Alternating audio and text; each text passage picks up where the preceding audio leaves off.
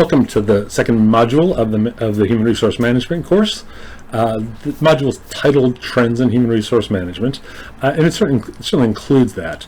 But also, in addition to the trends are also kind of used as a way to sort of get some beginning vocabulary out there, and so rather than just doing that vocabulary in kind of the abstract, we kind of start to build on these ideas from looking at some current trends and the way some things are currently moving in the world of human resource management. First is this idea of the labor force. The labor force is made up of everyone who is willing and able to work. So the willing part is pretty self-explanatory, right? People who are those people in the relevant population who are willing to take a job if it's the right job and compensates them at the level that they're willing to be compensated. The able part's a little bit more complicated. The able part sort of narrows down the world in some more discrete ways, right? And so it's everyone, but for example, it's not children. In most states, children can't work at all. Adolescents can't work up until the age of 15 or 16, something like that. And so right off the bat, we lose a big chunk of people right there just by being too young. It also doesn't include those who are totally disabled. That's a relatively small population. Most people with disabilities are partially disabled, right? Meaning that it might mean they can work with some reasonable accommodation, or they can work in some areas but not other areas, or whatnot. Historically and typically, the world of able people also does not include those who, for whatever reason, don't have a lawful right to work. And so in the United States, those are mostly immigrants who have come in without the proper documentation to be able to work. It would include anyone who comes into the United States on a tourist visa. Tourist visas, for the most part, don't allow you to work. And so anyone else that for whatever reason would have a legal impediment to working wouldn't be considered able to work. We can think of the labor forces as including both an internal labor force and an external labor force.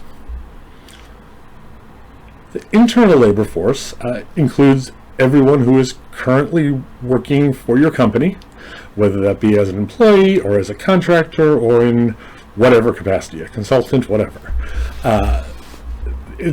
Obviously note the internal labor force at one point was external, right? Everyone who currently works for you at one point in the past did not work for you. So the external labor market are those individuals who do not currently work for you, who are actively seeking employment. And so the number and kinds of people in the external labor market help determine the kinds of resources that are available to the firm. And kind is kind of a weird word choice there. Kinds sort of means that they have the particular knowledge, particular skills, particular abilities that you need for different roles within your firm. So that's the idea of the labor force. Labor force is everyone who is willing and able to work. The internal labor force are those people that currently work for us. The external labor market is the other part of the labor force. Those are those who do not currently work for us, but who are actively seeking employment.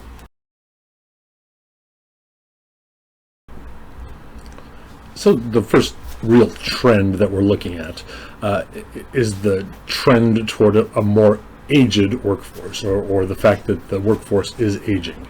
The fact is that workers aged 55 and older are the fastest growing group in the workforce. This presents several challenges, several considerations for the world of human resource management. One of them is that older workers, for obvious reasons, are disproportionately concerned about retirement. I'm middle-aged, I'm in my mid-40s. Am I interested in retirement? Do I care about retirement? Yes, of course I do. But I'm not crunching the numbers yet, I can go to an online calculator and kind of see that I'm in the right ballpark, and that's great. But folks who are 55, 60, 65, they want benefit specialists who are able to seriously crunch the numbers with them to figure out when it is they can retire, right? They want to figure out, I know that it's going to be sometime around when I'm whatever, but they want to start crunching numbers and figure out how much am I going to get from Social Security, and what do I do with the funds in my retirement plans at the time I retire, and when can all this happen? And so it basically means that among the HRM services, it means that we have more and more folks in the world of HR doing retirement stuff than we previously did.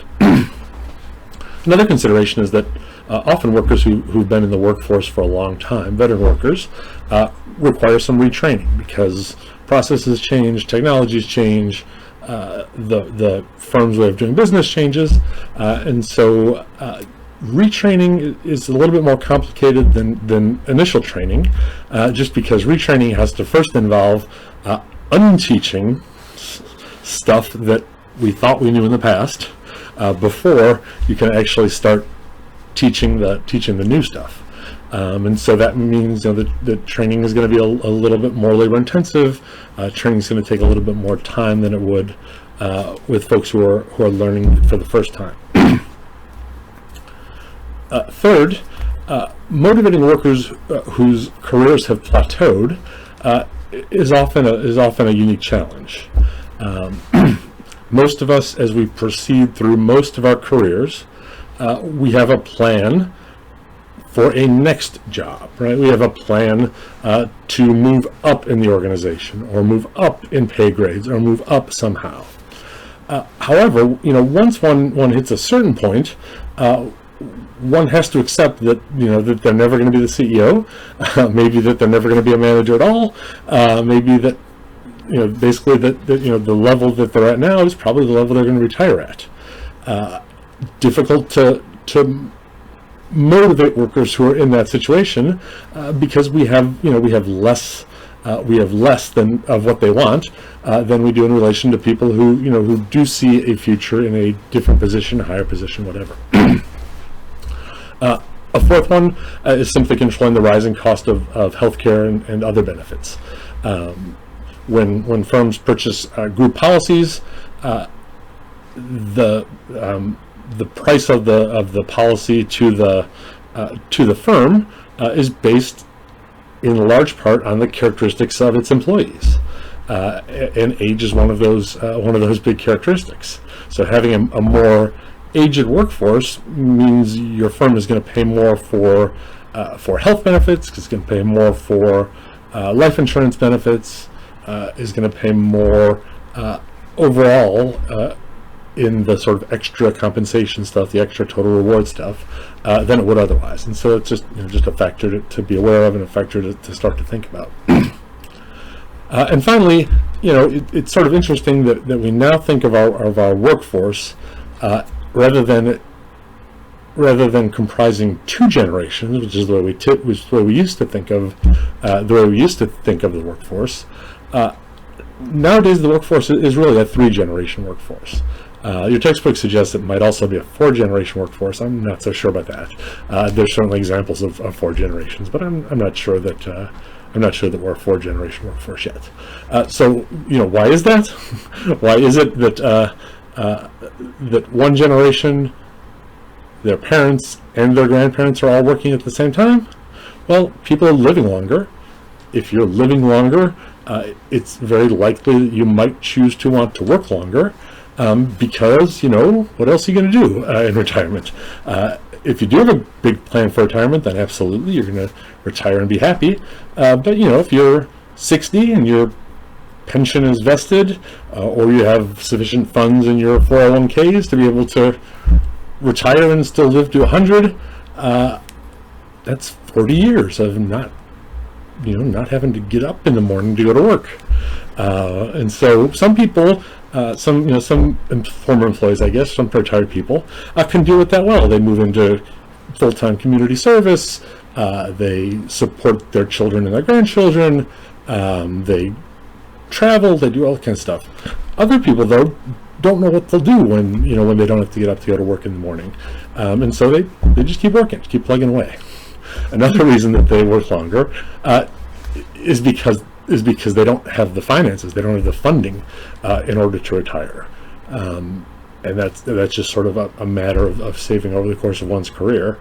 But it's a challenge to do, particularly at the lower levels of income.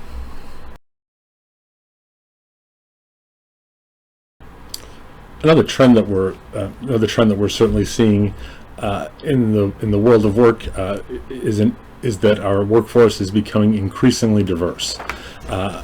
This diversity includes diversity in race, diversity in ethnicity, and your textbook says diversity in gender. I don't know that we can really say that, and we've been pretty close to 50-50 for a while, so we're pretty much there on gender.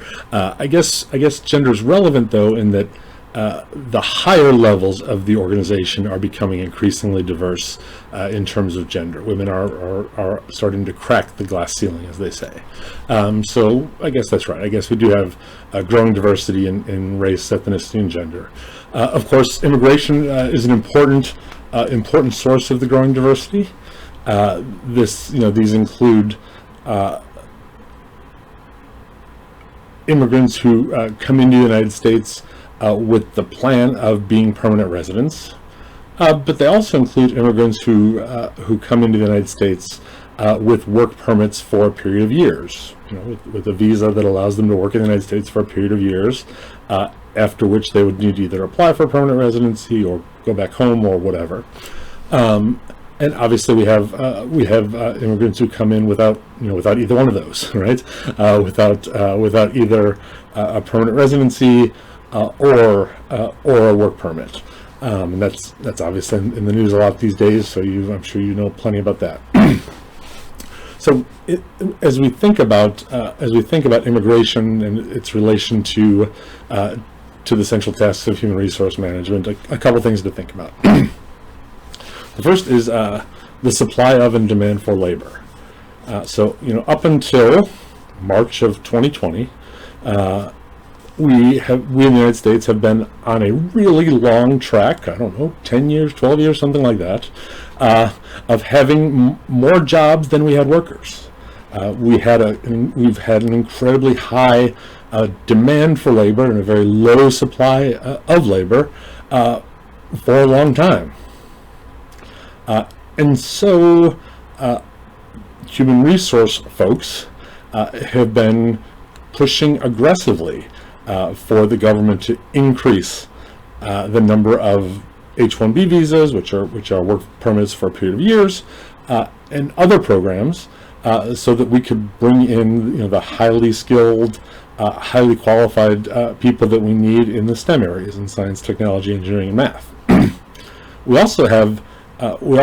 Immigrants have also been a significant part of our workforce at the other extreme, at the lower levels. And so it's kind of interesting how that, now that we've transitioned in the COVID era, post-COVID era, whether we're still going to see that same push from HR or not, now that the demand for labor seems to be subsiding and our supply of labor seems to be increasing. The administrative rules and statutory laws with respect to immigration have become increasingly strict over the past couple decades. I remember once upon a time, there's a particular form that the government requires whenever a new employee is hired. It's the I-9 form that sort of is used to demonstrate that one has the legal right to work in the United States. And that I-9 form had to be completed within an employee's first 30 days. Now it needs to be completed on day one, right? And now, in most cases, the verification happens on day one, right? So that in most cases, someone who doesn't have the legal right to work in the United States can't even get by working for a day unless the employer is willing to be complicit with him or her. So increasingly diverse workforce, a key piece of the puzzle. Continuing with the HRM considerations with respect to diversity, another is the necessity of the firm not only to welcome diversity and to value inclusion, but also to, and perhaps more importantly, leverage the talents, skills, and values of all employees to better achieve the firm's mission, better achieve the firm's operational objectives. One of the challenges that comes along with a more diverse population and a more diverse workforce is that we've found that many of the assessment devices that we've used in selecting staff have within them most often implicit biases, but have biases in them nonetheless. And so we'll spend some time when we get to the chapter on selection talking about some ways of figuring out whether the selection criteria that you use, particularly tests, but also all of the selection criteria, are as free from bias as possible. There's no way for a test to be perfectly impartial, for a test to be perfectly fair to everyone. We're never going to get to that perfect point, but we want to get as close to it as possible. And the Department of Labor actually provides some metrics, some statistical guidance to us on how close is close enough. And so we'll spend some time taking a look at those in the selection module. Another is the need to think about employees' balance between work and life with a little bit more flexibility in mind. And most firms have been moving in this direction for a number of years, with increasingly flexible schedules, with job sharing, with other opportunities to allow employees to meet their life obligations, even when their life obligations periodically conflict with their work obligations. Another piece of managing a diverse workforce is making sure that not only are your managers and HR professionals and executives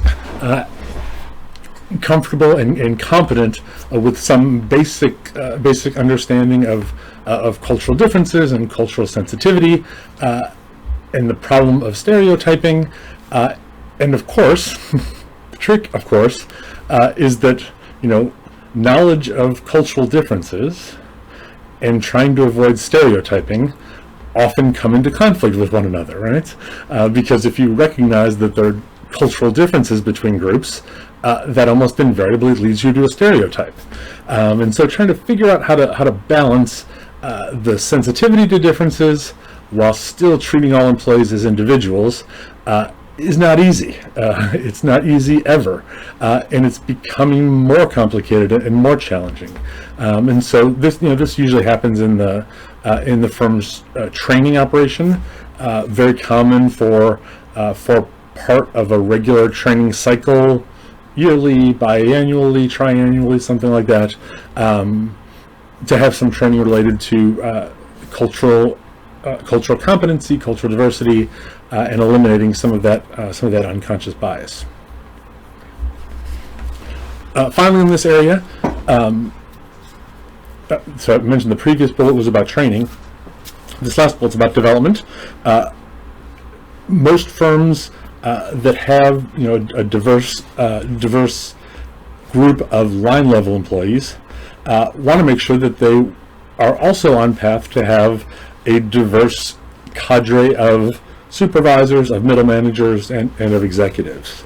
And so making sure that all of those populations that are typically underrepresented, particularly the rank of director or so or above, that we provide some development opportunities for folks who fit into those categories in particular, so that we have more and more same gender, same ethnicity role modeling that can potentially happen in the firm. And so we do this not because we're interested in kind of putting a thumb on the scale one direction or another.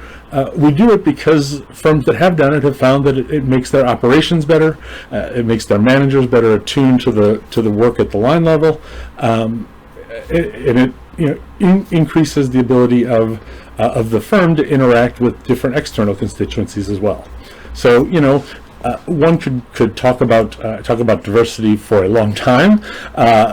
Just a couple slides. We will do kind of a half a module or so on it later. We do have some great diversity courses here in our department, in the management department. Also some great ones in sociology and probably some other places as well that I'm not familiar with.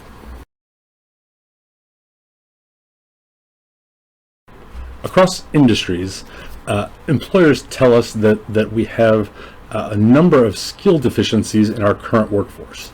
There are a number of positions, of work needs that firms have across industries that they just don't have the people with the skills in order to be able to do them. Here are four of the most common. The first is mathematical skills. And in most cases, I'm not talking about calculus here. Mathematical skills just means sort of basic mathematical reasoning, algebra, and statistics. That's what it's about, right? No need, it's not about calculus, unless you're going to be, unless the engineers and the real scientists and all that kind of stuff. But for the broader world of employers, mathematical skills just means numericity, which is the equivalent of literacy with respect to numbers, right? To sort of just generally understand how numbers work and relate to one another. And the way that's most often done is through algebra and statistics. So that means not only the ability to competently speak and competently communicate ideas, but equally importantly, the other side of verbal communication, which is the ability to be a careful listener and a careful discerner of new information as it comes in, right? So to be able to both provide information verbally and also to be able to take in information orally. The third are interpersonal skills. Interpersonal skills are that those abilities to relate to other human beings in a way that is not terribly jerky, right? That ability to be likable, that ability to connect on a human level with the other humans that we're in relationships with at work, to be able to do it politely and respectfully and in a way that values others as human beings. And the fourth are our computer and technology skills, obviously. As our pace of technology is increasing, so too is the need for folks who are competent with those skills. Unlike the past, where mastery of particular business machines or particular production equipment were important, that seems to be less the case. It seems to be that when those things are relevant, they're easily addressed with on-the-job training. And so obviously, this is about our economy no longer being an industrial production-oriented economy, but being an economy that's based primarily on service and knowledge, right? Employers are less impressed with our formal educations than they used to be. That's not to say that you don't need your bachelor's degree. You still need your bachelor's degree. What it means is that it doesn't mean that you won't still also receive a good chunk of training when you start that first postgraduate position. In some cases, that bachelor's degree can be substituted with more modular formal education opportunities, certificates and badges and that kind of stuff. But it's certainly not the case yet that we've figured out a way to structure certifications and badges and whatnot in such a way that we can consistently compare collections of those new measures of learning with the old measure of learning, which is the semester credit hour, right? We still don't have a way to match those things up terribly well across the board. I think we will, honestly. I think we will in the very near future, but we're not there yet, right? If you're thinking about dropping out and selling folks that you've basically got a bachelor's degree because you completed 3 years of college and you have this, and this, I don't think that gets you there yet.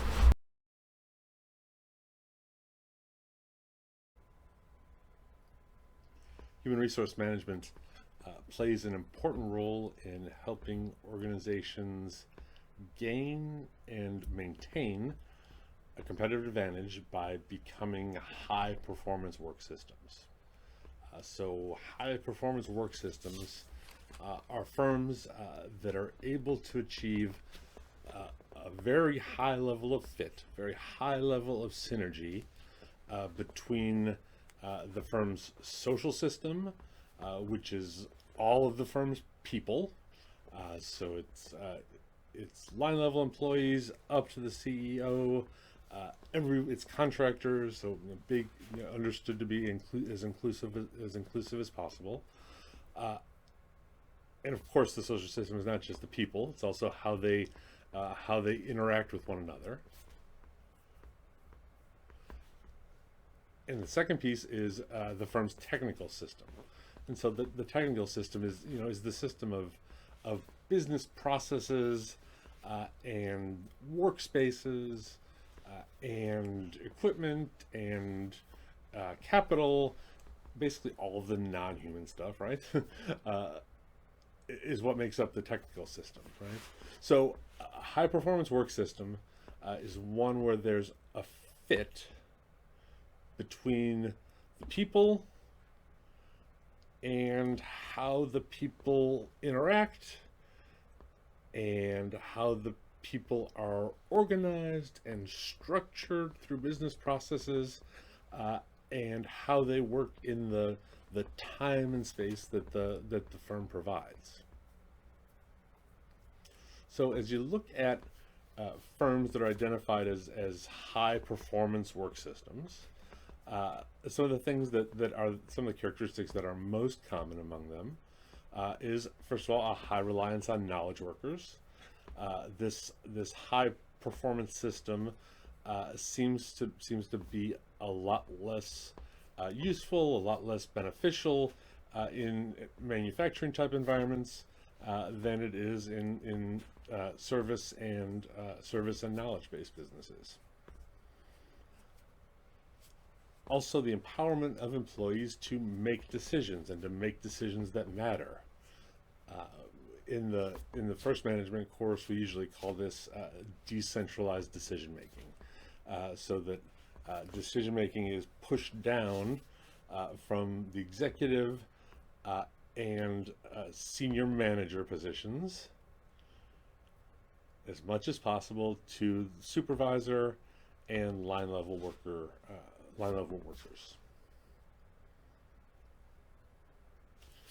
And last, the use of teamwork. And so the teamwork is the tendency of the firm to create assignments, to have reward systems that are based on groups rather than individuals, where responsibilities don't belong to particular people within the firm, but rather belong to a work team or to work teams collectively. So that's a quick intro to this idea of the high performance work system. It's something that we'll be looking at a few times over the course of the semester.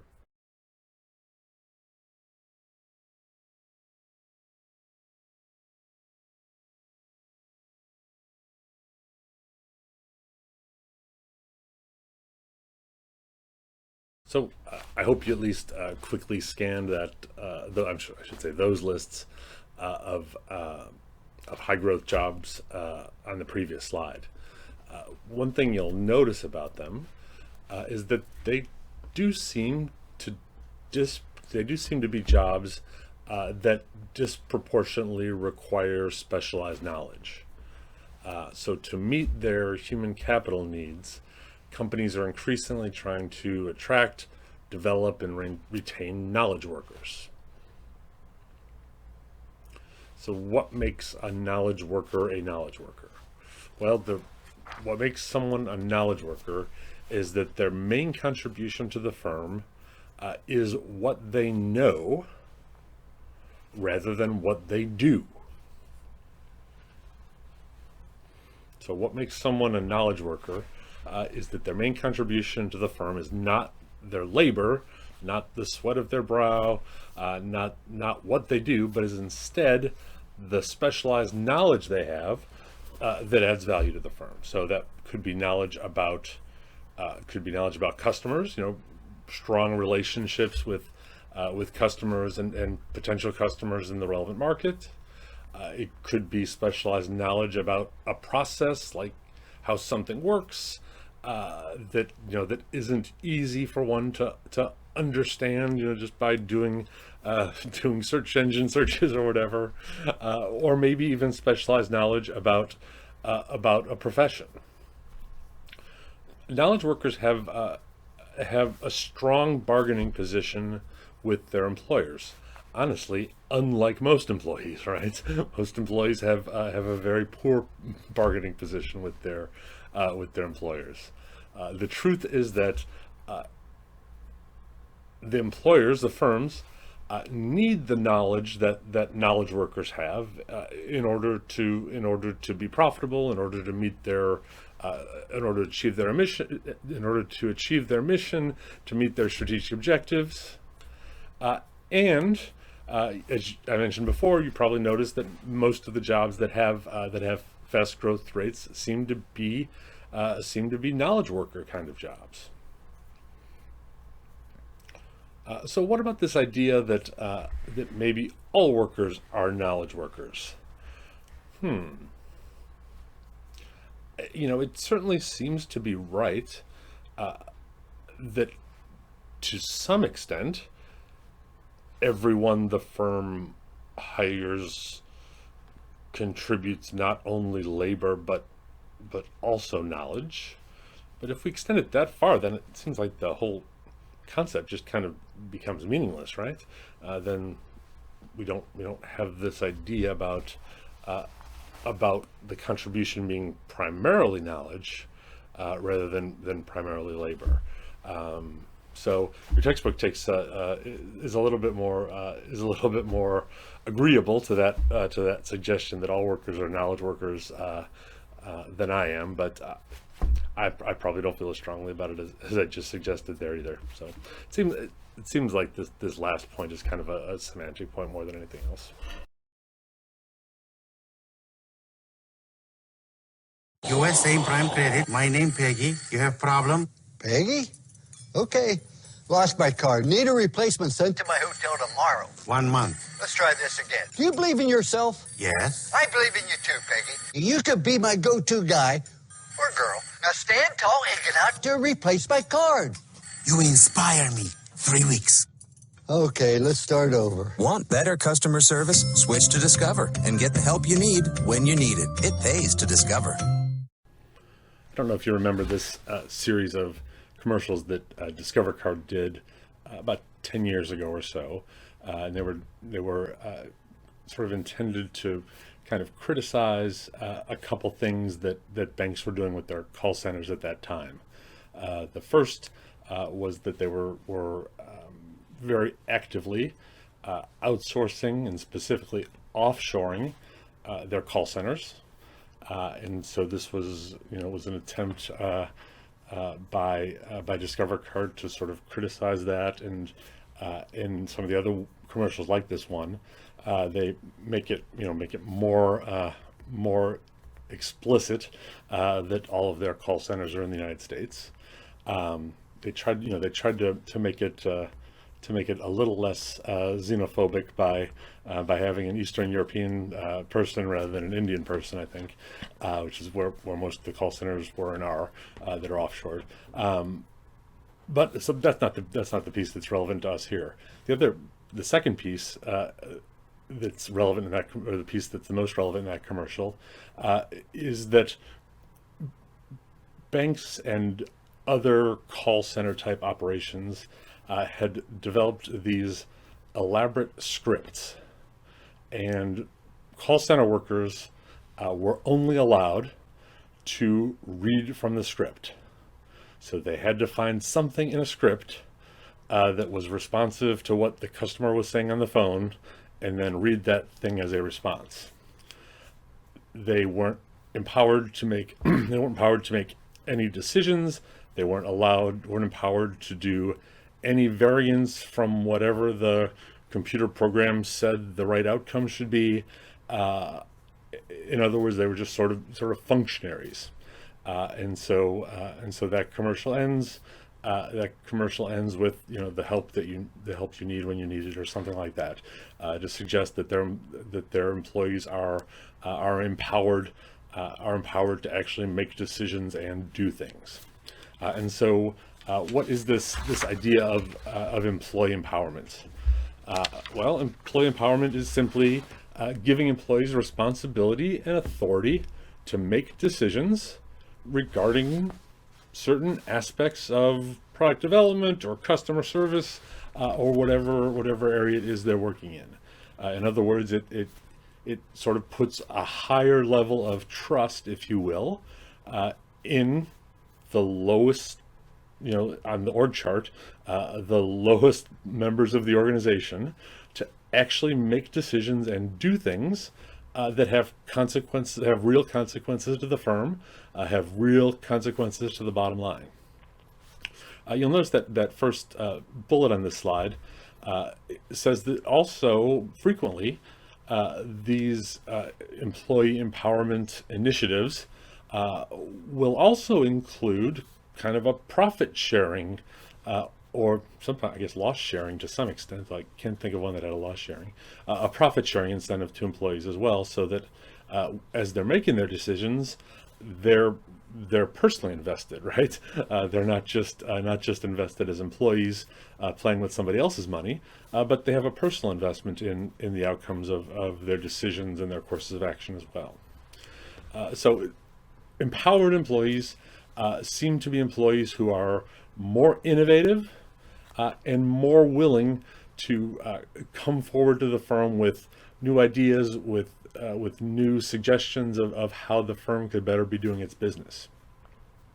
Human resources practices such as performance management, the design of work, and compensation are often linked together by employee empowerment initiatives. Lastly, employee empowerment leads to employee engagement, which in turn leads to higher productivity, better customer service, lower turnover, because empowering employees with this ability to make decisions and actually have consequences is in fact a type of job enrichment. It's something that makes the job more intrinsically satisfying, more intrinsically valuable to employees. You recall that the third of these emerging trends among high-performance teams is the increased use of teamwork. And so a team is a group of employees who have carefully curated complementary knowledge and skills, who work together to do something. It could be the manufacture of a product. It could be the provision of a service. It could be some internal business process. Basically, rather than a manager making an assignment to a person, the manager makes an assignment to a group of people to collectively, collaboratively accomplish some objective. I know it's no surprise to you that virtual teams are now very possible. I guess that's kind of what we're doing now almost. Teamwork seems to have some intrinsic motivating qualities. People working together seem to find more interest, more stimulation from the work, and so therefore seem to be motivated to achieve at higher levels. Companies are increasingly using teamwork due to what they perceive to be its many proven benefits. Teamwork is great, and it certainly does all of these things. Teamwork also complicates some things that don't need to be complicated, though, right? It also sort of complicates the question of, like, is someone working or are they not working? Now if I'm the manager, I've got to dig through a whole nother layer of an assignment that was made to a group of people in order to figure that out before I can actually intervene with one person. So teams are great, and they certainly are more motivating. They certainly do have this ability to increase the level of employee engagement and whatnot, but they have costs as well. I've been at UTA for a couple of years now, and part of my job involves talking to local HR directors, local CHROs about what it is that they need and they want in graduates from our human resource management programs. One of the things that is almost always the very first thing they say, and this was a big surprise to me, almost always the very first thing they say is that they need HR professionals who have a greater level of general business competency and strategic business competency. In other words, they have lots of folks in HR who understand the world of HR very well, but don't understand how to connect it with the company's goals, right? With the company's mission. So this was one of the things that really surprised me. Not that it was mentioned, but that it always seems to be the very first or sometimes the second thing that they'll say. So a central part of the strategic aspect of HRM is to support the company's business strategies. And so that means aligning HR operations, policies, practices, whatever, benefits programs, whatever, with the company's goals, with the company's mission, with the company's strategic objectives, and to support company decisions through continuous quality improvement programs, major corporate shifts like mergers and acquisitions, restructuring, and that kind of stuff. So the next several slides will work through some of these strategic trends that are emerging in the world of human resource management.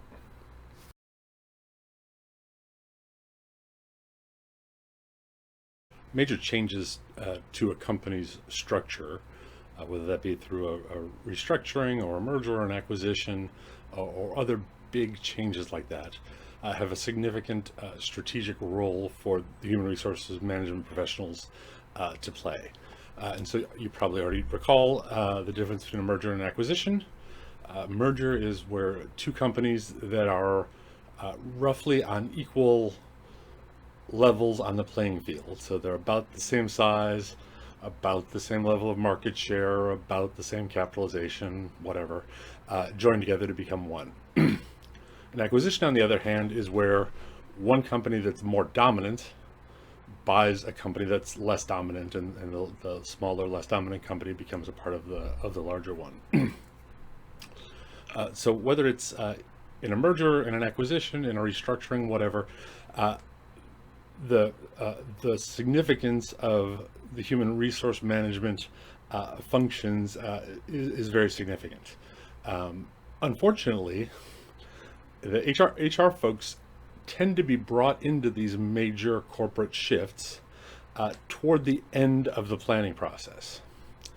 Finance people are involved from the beginning. Operations people come in soon after that.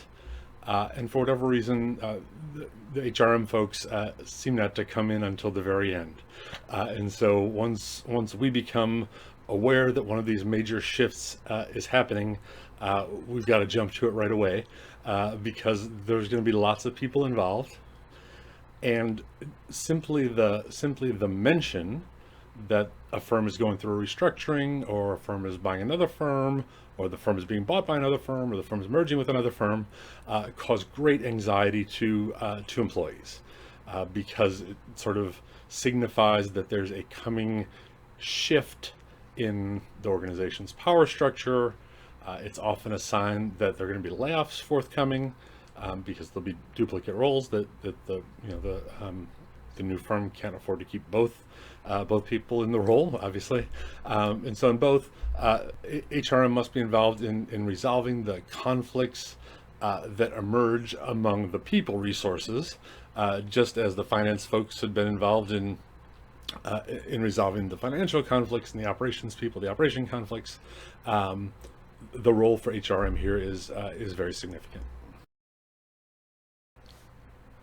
To compete in today's economy, companies need to provide high quality products and services, and be able to deliver these high quality products and services at the best possible cost. If companies don't adhere to maintaining standards of quality in their products and their services and their internal business operations, they often have difficulties selling their product or service to consumers, retailers, wholesalers, whoever their ultimate customer is. Therefore, many firms have developed some type of quality initiative in order to ensure that their products are of the best quality possible. One of these is TQM. TQM has been around for a while.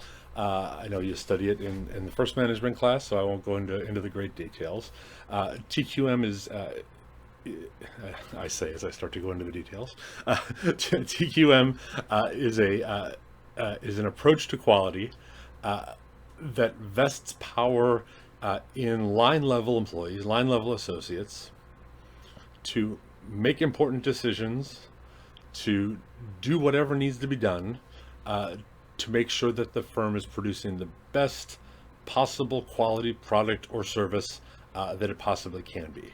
And so this high level of empowering line level associates, goes as far as allowing anybody on that assembly line, for example, to push the big red button and stop the assembly line, which is a really big deal, right? Once the assembly line stops, we stop making money. But when anybody on that line sees there's something that's happening that's wrong, everybody's got the power to push that button. And so regardless of the particular quality initiative that the firm uses, it somehow provides guidelines and a structure to all of the organization's activities. Quality improvement can also function on HRM functions as well, and it certainly should. And the best of these quality initiatives rely on data and analysis of those data as much as possible to inform business decisions and to improve business functions. A close cousin of TQM that's probably more popular in the operations management world these days is Six Sigma. Six Sigma is a little different because it tends not to push as much of the power down the org chart. Six Sigma tends to keep the emphasis on the role of managers and supervisors rather than empowering work teams necessarily. They're both quite effective. Six Sigma obviously tends to work a lot better in the manufacturing environment. TQM seems to have applicability across different industries and different types of firms. I know some of you have heard me say before that business strategy really isn't that complicated.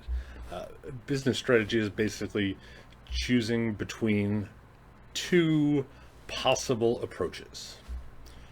One is to produce a product or service that's somehow differentiated from the other products and services on the market. The other is to provide a product or service at the lowest cost possible. Now, of course, there's more to it than that, but on some level, I really do believe that the way to do strategy is to figure out which of these camps you're in.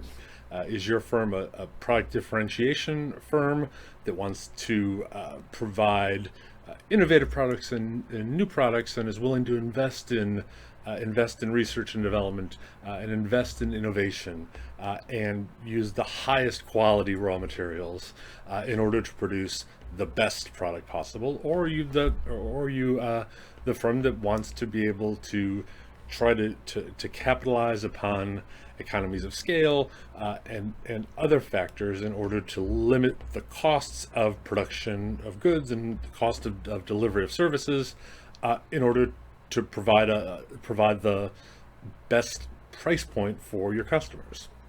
So these next several slides look at the low price strategy, and look at the low price strategy through the lens of controlling costs. And so organizations that have the low cost, low price strategy rely on HRM to identify ways to limit personnel costs, to limit the cost of maintaining a reasonably well qualified and motivated workforce. And so HRM tries to lower costs without compromising quality. Let me say that differently. HRM tries to lower costs without compromising quality too much, because that's really what it's about. There's always that trade-off, right? You can have something that's good and fast, but it won't be the best. You could have something that's the best and get it fast, but it won't be cheap. There's always that trade-off among those particular values, and so it's really not about lowering costs without compromising quality. It's about lowering costs without compromising quality in a way that will make the products or service substantially less valuable to the end user. And so some of the most common techniques that HRM will use are downsizing, re-engineering, and outsourcing. Those are some of the three most common cost control approaches. In the next few slides go into each of those. So the first of these cost control possibilities is downsizing. Downsizing is simply decreasing the number of employees and decreasing the salaries we pay to our employees. And so it's about taking our number from X to X minus whatever. And so human resource management is challenged to surgically reduce the workforce. What does that mean? Well, it means that we want to be able to cut out those employees, and pardon this metaphor, which is really kind of gross. We want to be able to cut out those employees who don't add as much value, while not damaging the employee sitting right next to that employee, who is contributing at a very high level and providing a high level of value to the firm. The problem, of course, is that once the firm gets into this mode of downsizing and it becomes known throughout the firm that that's what they're doing, everybody goes out looking for a job.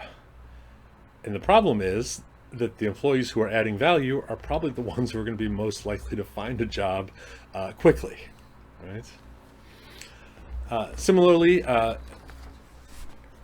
a downsizing event, employee morale tends to be very damaged, and so a part of recovering from a downsizing is to boost morale of those workers who we have left. And so this involves maintaining open communication, which is necessary to rebuild trust with employees who sort of have a sense that the psychological contract has been violated by the employer by doing a layoff or whatever, and notifying employees of the reason for the downsizing and the strategies for moving forward, and to the extent that the firm can honestly say it, make assurances to the remaining employees that you don't have any intention of doing any more layoffs or any more downsizing or any more reductions in force. Now, obviously, if you can't honestly say it, you shouldn't say it. But if it's true, it's an important thing for your remaining workforce to know, because that will help morale come back more quickly, It'll stop your more valuable employees from trying to find a job elsewhere because they think they're about to get laid off, and so can add a lot of value. But again, only if it's actually true.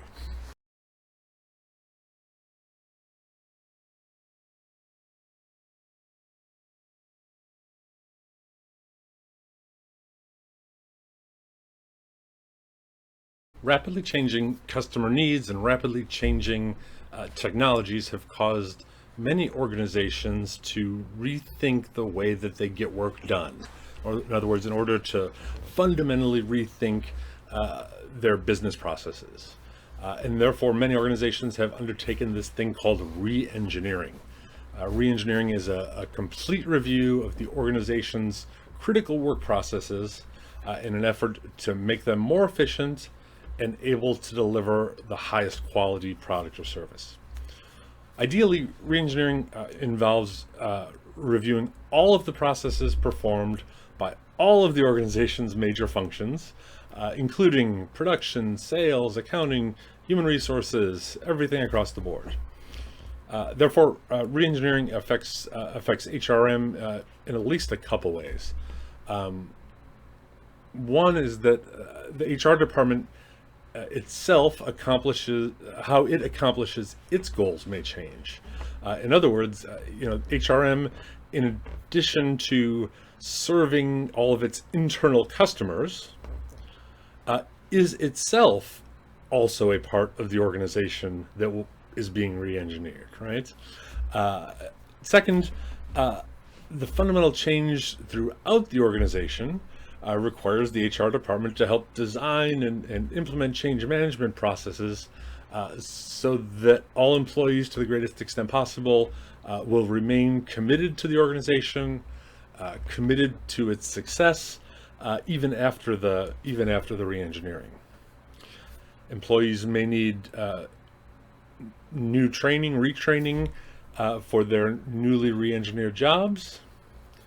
The organization may need to redesign the structure of its pay and benefits in order to make them jive or make them match up better with the organization's new way of doing business.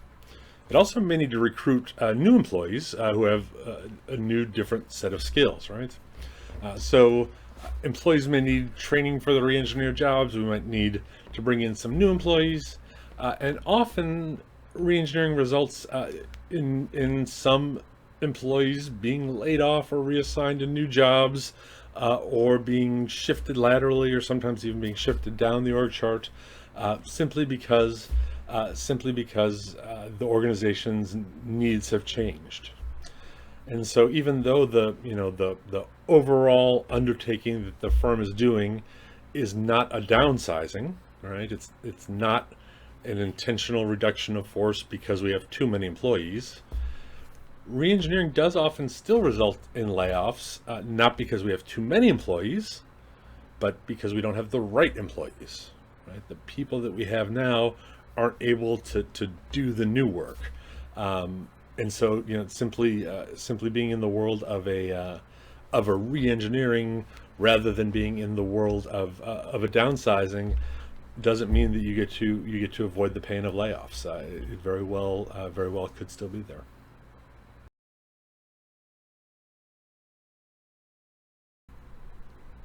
Increasingly, outsourcing at least some of the firm's business activities has become a relatively common strategy in an attempt to control costs, in an attempt to reduce costs.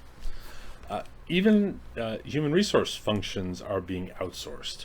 One recent study suggests that about 70% of companies outsource at least one human resource activity.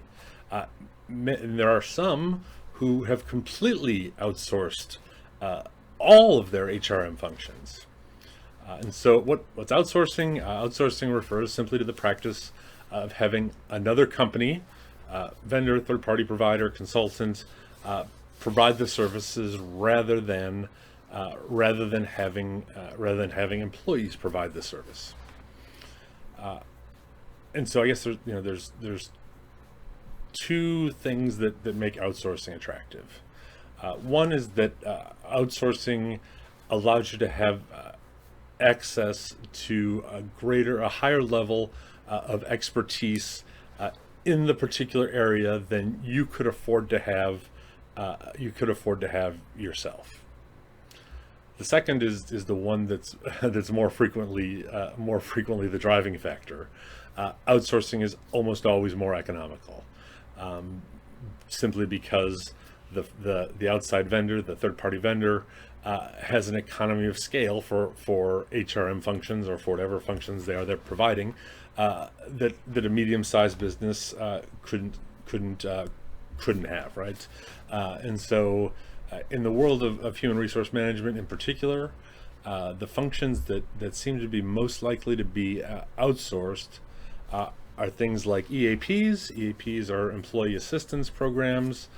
They're sort of the catch-all benefit for when stuff happens in life and employees need help with it. We'll get to that when we get to the compensation and benefits modules. So one are our EAPs, our employee assistance programs. A second are retirement planning services, and that makes sense. And the outsourcing of retirement planning services is usually very, very economical, because lots of financial planning firms will provide them at virtually no cost, so that they can get their particular investment products in front of the employees, through their delivery of the retirement planning services.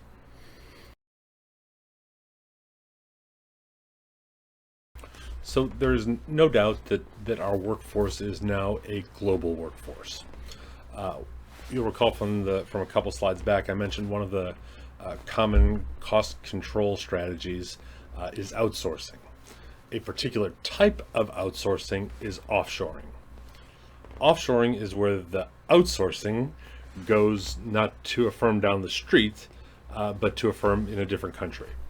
So it's moving some set of operations to a country typically where pay rates are lower, but necessary skills are easily available. If or when the firm decides to bring those previously outsourced, offshored services back into its own country, we call that reshoring, and that's just bringing the operations back. Your textbook mentions that it could be due to a lack of quality or flexibility. There's lots of reasons why a firm might want to reshore. I mean, lots and lots of reasons. And it's also certainly not uncommon for us to send U.S. workers to work elsewhere around the world where our firm has operations or where our clients' firms have operations. And so there's a major function for HR there in helping to identify employees to go to these out of the country locations, right, out of the United States locations, and also to help them prepare to be able to live and work in a country that they might not have lived and worked in before. In other words, to survive, companies must compete in international markets, as well as fend off foreign competitors' attempts to gain market share in the United States. Companies have to develop global markets, keep up with competition from overseas, hire from international labor pool, and of course prepare its employees to go out onto international assignments. Our talent comes from a global workforce as well.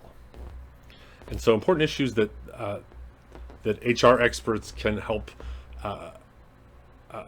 companies weigh include whether workers in the offshore locations can provide the same or better services, how offshoring might affect motivation and recruitment of employees at home, whether the firm's management team is prepared to manage and lead an offshore set of employees, and so there is certainly a very substantial role for HRM both among multinational companies and global firms, but also among firms that just decide to move some of their operations outside of the United States.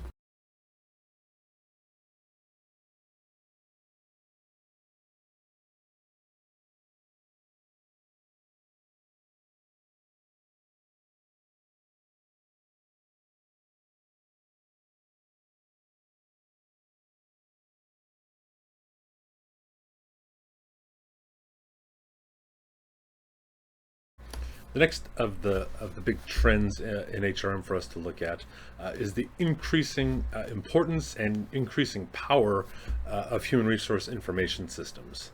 And so that initialism there, HRIS, you'll see that frequently in reference to human resource information systems. So what's an HRIS?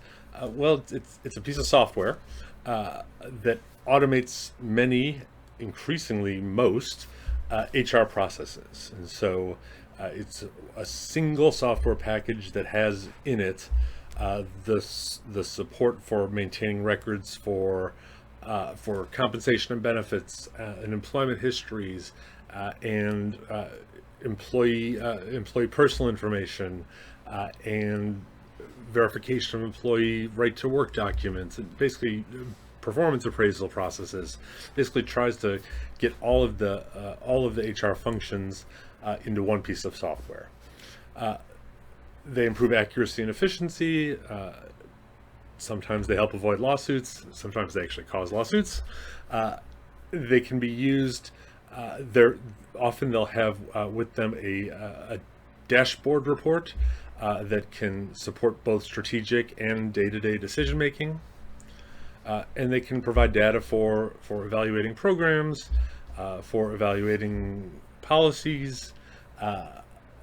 They are central to the work of HRM these days. When I started working, the HRIS was a mainframe-driven system that one could only access on a particular type of terminal. One's credentials for it were completely different than one's credentials for everything else. These things sort of came into the microcomputing.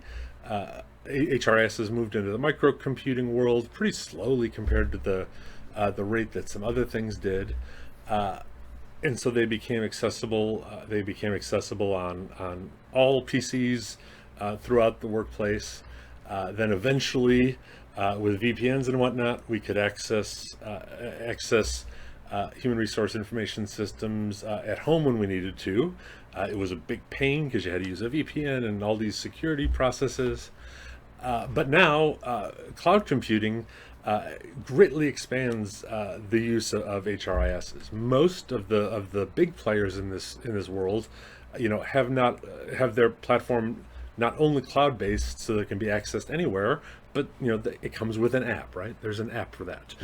They come with iPhone and Android apps, so that not only can I access this information through my PC, through my tablet, but also through an app when I need to, when I'm not around the office. Obviously, data security is a really big deal among human resource information systems, and so the choice of an HRIS is one that will involve not only HR professionals, but also people who really are experts on the firm's underlying technology infrastructure, but also knowledgeable about information security in particular.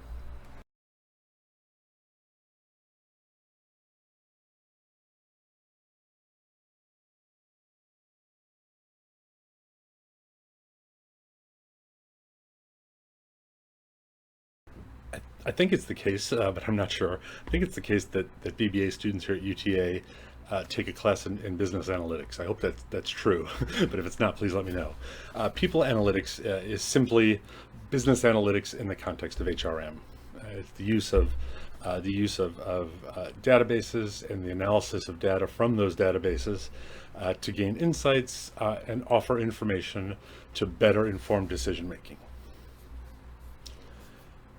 artificial intelligence is still in its infancy as far as I'm concerned, but it certainly has the potential to improve HR decision making. Using artificial intelligence in areas like job analysis, recruiting and selection, performance management, employee relations, can help ensure equity, can help decrease costs, can have great potential.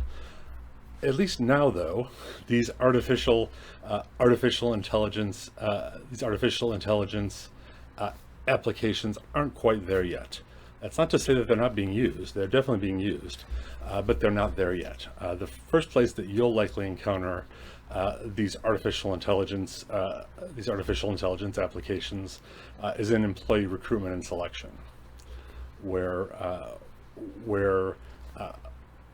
an algorithm will analyze an employee's application, analyze an employee's qualifications, and make a determination algorithmically about whether a human being needs to look at it or if the rejection letter can just be sent. They certainly make things go faster. They certainly make the employee selection process cheaper, but they miss a lot of things, right? Imagine that that President Obama had applied for my job 2 years ago when it was posted. He likely would have been screened out by an AI algorithm.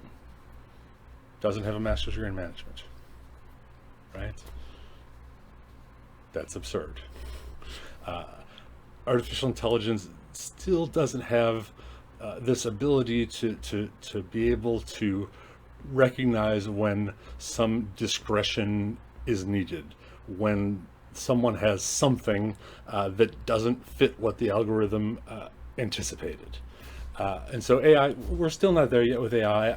I think in recruitment and selection, we're probably using it more than we should be already, just because the tech isn't quite there yet. But it's coming. It's definitely coming.